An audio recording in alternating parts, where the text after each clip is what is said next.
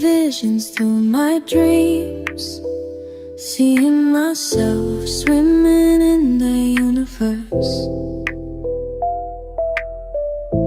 My ancestors gave me gifts to read cards, predict and heal. My name is Daphne, but spirit calls me Babylon. Angels communicate through numbers. Intuition is so deep. The gift I fully embrace within.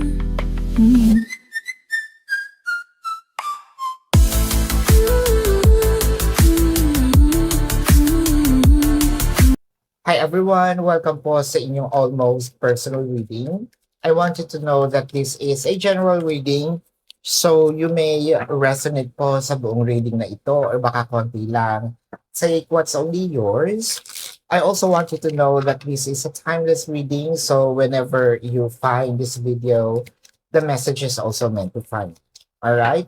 So tignan natin kung ano ang nangyayari sa paligid. Let's start with your first card, which is the Moon card. So, meron na ba tayong mga nakikitang pagbabago kay ating person? And I feel like ang pagbabagong nito is medyo na-hurt tayo, no? The Moon card and the Seven of Cups. Medyo nagdududa tayo kay person, no? Medyo nagdududa tayo sa mga actions ni person. Parang tinatanong natin, meron bang iba? I smell something fishy. I feel that the air is different. I feel the air is heavy. I feel like that my person is changing. I feel like that my person is changing not for the better, but for worse. I'm seeing also different kind of probably text messages. Or my person changes their routine.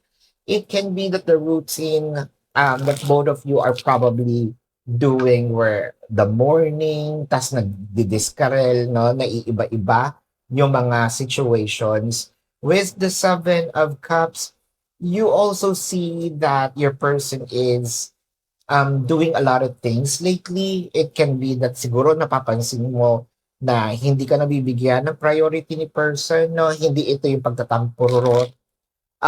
Merong malalim na pinaghugutan or may malalim kang pinaghuhugutan lately. So, tingnan natin.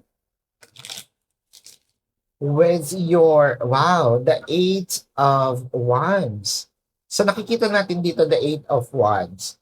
May mga pagkakataon siguro na meron ka rin nakikita, may kausap talaga si person.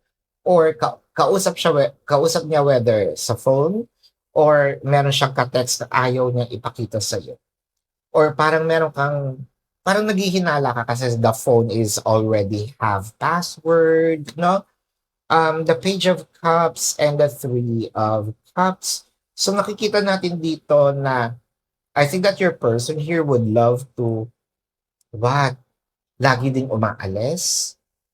Or meron ka nakikitang pictures na si person nasa party or merong katabing ibang tao.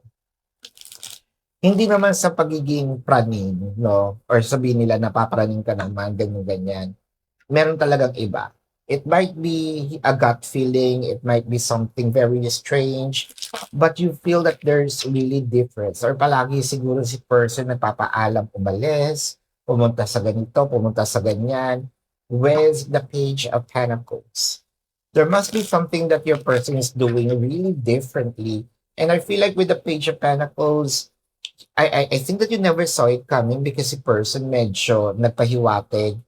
I don't know kung anong ginagawa nito, pero either palagi ngayong nasa overtime, no? Or may dinadaan ng client, the High Priestess, and the Ten of Cups. Ano ba ito? Parang feeling mo talaga merong iba. It's either naghihinala ka, bumalik yung ex, or meron itong ibang kinakalantarin. Now, I think that the question here is, tama ba yung hinala mo? Diba?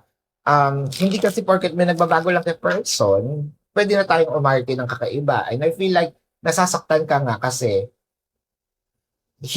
wala kang definite proof, no? Pangit din naman kung bigla kang mag-iinarte tapos hindi naman pala, baka sabihin nga, "Uy, praning naman 'to," 'no? The death card. Ooh, may pinaghihinalaan kang tao and I feel like this has something to do with an ex. And puwedeng siguro yung ex niya, bago siya makapunta sa inyo, dadaanan niya, 'no? Yung ibig ko sabihin hindi naman niya lagi yung way papunta sa inyo, madadaanan niya. The Ace of Wands and the Seven of Swords. Ayan na nga tayo. I feel like itong person mo, merong um, may ex na gustong bumalik. So, kung ang iyong hinala ay ex,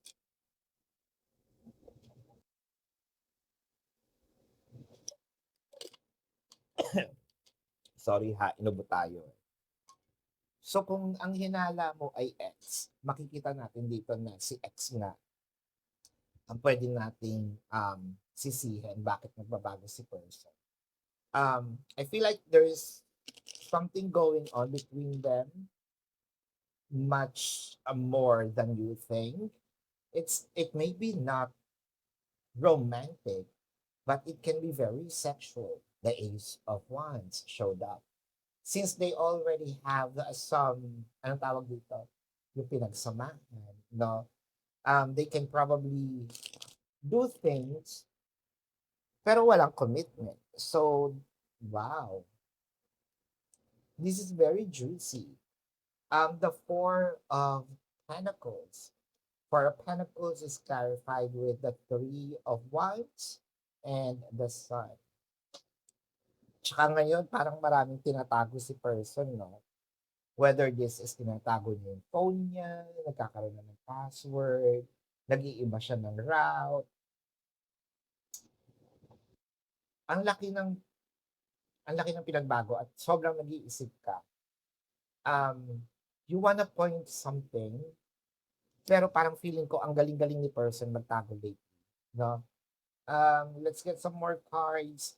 The Five of Wands, the Judgment, and the Four of Swords. I feel like you are already in a competition with someone. Ayaw mo lang siyang pansinin. You may be blinding yourself or probably noon pa meron ng pahiwatay. Pero ang ginagawa mo lang dito is hindi siguro binibigyan ng pansin. Eto na siya, lumaki na, no? Hindi mo, kumbaga ayaw mo siya pansinin dati pero ngayon it's very obvious. So this is your reading. Bago natin sabihin yung zodiac sign, I want you to know na kung kayo po yung nakaka-resonate, let me know sa comment section. Kung gusto niyo pong magpa-personal reading, sa description box ng video na ito, there is a link. Nandun po yung link ng aking website. You have to click that. Mararoute kayo dun sa aking website. Nandun po yung name, number, QR code, amount per question, kung hindi naman personal reading. Pero kung personal reading, nandun din naman. And yeah, now let's check the zodiac sign of your reading. I am seeing Libra, Leo, Cancer, Pisces, Sagittarius, Taurus, Pisces na naman, Taurus ulit, Virgo, Scorpio, Sagittarius, Libra, Aries. Ayan. So this is your reading. Maraming salamat. Love and light. Namaste. See you po sa susunod na readings. Goodbye. You want the best of my heart, you just gotta see the